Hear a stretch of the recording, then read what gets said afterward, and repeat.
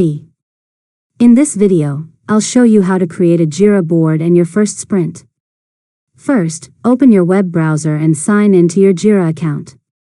Open an existing project or create a new Scrum project if you don't already have one. Next, open your project and navigate to the board or backlog view. If you're creating a new board, click Create Board, choose Scrum Board, and link it to your project. Now, start adding work items to your backlog. Create issues such as tasks, stories, or bugs, then fill in the title, description, priority, and any other relevant details. After that, click Create Sprint in the backlog. Jira will create a new sprint section where you can organize the work for your upcoming development cycle. Next, drag your backlog items into the new sprint.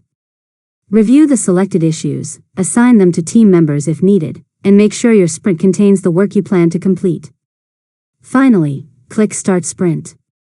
Set the sprint name, duration, and start and end dates, then confirm to begin your first sprint.